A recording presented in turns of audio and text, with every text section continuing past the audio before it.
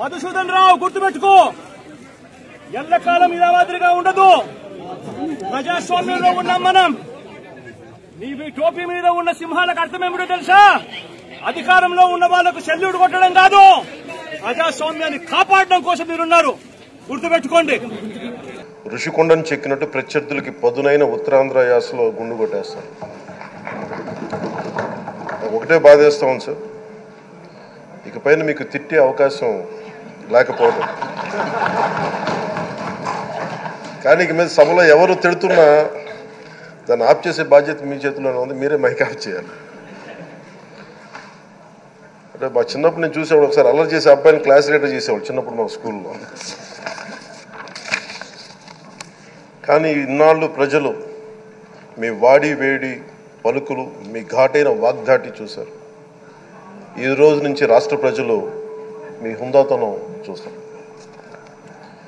Debates వెనకాల దాక్కుని సంస్కారహీనమైన భాషల్ని భావాలని రకరకాల మాధ్యాల్లో విరజిమ్ముతూ ఉంటారు. దాని నియంత్రణ మీ ఆధ్వర్యంలో ఇక్కడి నుంచే మొదలవ్వాలి. ఇందాక సభానాయకులు గౌరవ ముఖ్యమంత్రి శ్రీ చంద్రబాబు నాయుడు గారు చెప్తారు, ఆడబిడ్డలు ఏ విధంగా నలిగిపోయారు ఈ రాష్ట్రంలో గత 5 సంవత్సరాల్లో. చిన్న లేదు, పెద్ద లేదు, ఎవరని లేదు.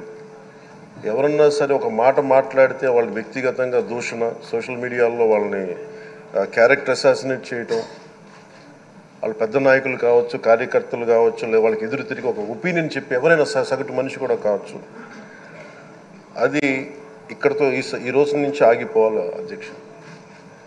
అది మీ ఆధ్వర్యంలోనే మొదలవ్వాలి.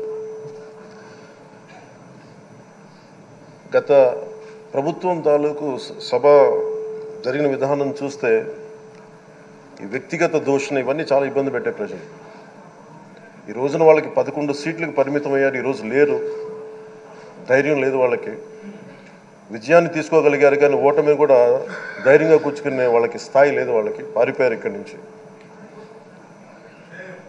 భావంలో ఉండే తీవ్రత భాషలో ఉండాల్సిన అవసరం లేదు. భాష మనుషుల్ని కలపడానికి కానీ విడగొట్టడానికి కాదు, భాష విద్వేషం రేపడానికి కాదు, పరిష్కరించడానికి.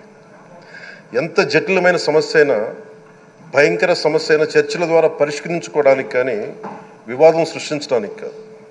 ఈ సభ ఉన్నది అందుకు. కానీ మనం చూసింది వాళ్ళ దగ్గర నుంచి బూతులతోటి, వ్యక్తిగత దోషులతోటి రాష్ట్ర పురోభివృద్ధిని ఆపేశారు. అలాంటి సభ కాకుండా ఇందాక మన పెద్దలు శ్రీ గౌరవ ముఖ్యమంత్రి చంద్రబాబు గారు చెప్పినట్టుగా ఇది భవిష్యత్తుకి ఇది ఒక ప్రమాణం అవ్వాలి. 2047 వరకు ఇంత అద్భుతమైన స్థానంలో మనకి ఆంధ్రప్రదేశ్ తెలుగు జాతి ఉన్నత స్థాయికి వెళ్ళాలంటే ఈరోజు మనం వేసే ప్రతి అడుగు అది భవిష్యత్ తరాలకు ఒక నిర్దేశక ఒక టచ్ స్టోన్గా ఉండిపోవాలి, ఒక గిట్ రాయిగా ఉండిపోవాలి. ఈ రోజున ఈ సభలో ఉన్న గౌరవ సభ్యులందరూ చట్టాలు చేయడానికి ఉన్నారు, చట్టాలు ఉల్లంఘించడానికి కాదు. విభేదించడం అంటే ద్వేషించడం కాదు, వాదించడం అంటే కొట్టుకోవడం కాదు. ఇవన్నీ విభేదించడం, వాదించడం ఇవన్నీ ప్రజాస్వామ్యానికి చాలా మౌలికమైన పునాదులు. ఆంధ్రప్రదేశ్ ఆవిర్భావం జరిగి అసలు భాషా ప్రయుక్త రాష్ట్రాల ఆవిర్భావమే మన ఆంధ్ర రాజ్యంతో మొదలైంది. అమరజీవి పొట్టి శ్రీరాములు గారి బలిదానం మీద మన రాష్ట్రం పుట్టింది. 56 రోజులు తిండి తిప్పలు తినకుండా నరకం అనుభవిస్తూ ఆయన బలైపోయారు. ఆయన మరణానికి చేరువవుతూ ఆమరణ నిరాహార దీక్ష చేసిన ప్రతిరోజు మనకి దాదాపు ఈ సుదీర్ఘమైన 6 దశాబ్దాల కాలం, 1.5 సంవత్సర కాలం అంటే ఆయన ప్రతిరోజు చావుకు చేరువవుతూ భోజనం లేకుండా ఆయన గడిపిన ప్రతిరోజు మనకి 1.5 సంవత్సర కాలం. అలాంటి నేపథ్యంలో అలాంటి మహోన్నతుడు శ్రీ పొట్టి శ్రీరాములు గారి త్యాగాన్ని కనుక మనం ఈ సభలో ప్రజా సంక్షేమం కోసం మాత్రమే చర్చలు జరగాలి, వాదోపవాదాలు హద్దులు దాటకుండా ఉండాలి, వ్యక్తిగత దూషణకి తావివ్వకుండా ఉండాలి. అలా కాకుండా గత ప్రభుత్వంలాగే ఈ సభని తిట్లకి, బూతులకి, కొట్లాటకి వాడితే ప్రతి నిమిషం పొట్టి శ్రీరాములు గారి బలిదానాన్ని అవమానం చేసినట్టే. ఒక గొప్పవాడు, ఒక మహానుభావుడు బతికినప్పుడు మాత్రమే కాదు, చనిపోయిన తర్వాత కూడా కొన్ని తరాలు ఉపయోగపడతారని నిరూపిస్తారు. అలాంటి కోవకు చెందిన మహానుభావులు ఆంధ్ర రాష్ట్ర సృష్టికర్త, భాషా ప్రయుక్త రాష్ట్రాలకు శ్రీకారం చుట్టిన ద్రష్ట, అమరజీవి శ్రీ పొట్టి శ్రీరాములు గారి స్మృతిలో ఒక విలువలతో కూడిన ఒక సత్సాంప్రదాయాన్ని తెరలేపుతూ మీ ఆధ్వర్యంలో ఈ సభ జరగాలని, ఈ 5 ఏళ్ల ప్రజాప్రస్థానంలో ఈ విలువైన 5 ఏళ్ళు రాబోయే తరానికి గొప్ప భవిష్యత్తునిచ్చేలా, అన్నం పెట్టే రైతుకి, కౌలు చేసుకునే రైతుకి, రైతు కూలీకి అండగా ఉండేలా, మహిళలకి భద్రతతో పాటు ఉన్నత స్థాయికి ఎదిగేలా, ప్రభుత్వ ఉద్యోగులకి భద్రత కల్పించేలా, పశువు పక్షి ప్రకృతి సర్వజనులందరికీ కూడా మతాలకి ప్రాంతాలకి అతీతంగా సుభిక్షంగా అభివృద్ధి పదంలో ఆంధ్రప్రదేశ్, ఆంధ్ర రాజ్యం అద్భుతమైన ప్రగతి సాధించేలా ఈ చర్చలు సాగాలని కోరుకుంటూ, సభాపతి అయ్యన్న పాత్రుడి గారికి మీ ఆధ్వర్యంలో ఈ సభ ఒక సరికొత్త సాంప్రదాయానికి, సత్సాంప్రదాయానికి ఇది తెరతీయాలని కోరుకుంటూ మీకు మరోమారు శుభాభినందనలు తెలియజేసుకుంటాను. గౌరవ మంత్రి లోకేష్ గారు మాట్లాడతారు. స్పీకర్గా ఎన్నికైన అయ్యన్న పాత్రుడు గారికి నా హృదయపూర్వక శుభాకాంక్షలు. అయ్యన్న పాత్రుడు గారు అంటే అందరి పాత్రుడు, ఎప్పుడూ ప్రజల గురించే ఆలోచించే వ్యక్తి. అధికారంలో ఉన్న ప్రతిపక్షంలో ఉన్న ప్రజల సమస్యలు ఎట్లా పరిష్కరించాలని ఆలోచించే వ్యక్తి అయ్యన్న పాత్రుడు గారు. అయ్యన్న పాత్రుడు గారు అంటే ఒక పోరాటం, ఒక పౌరుషం.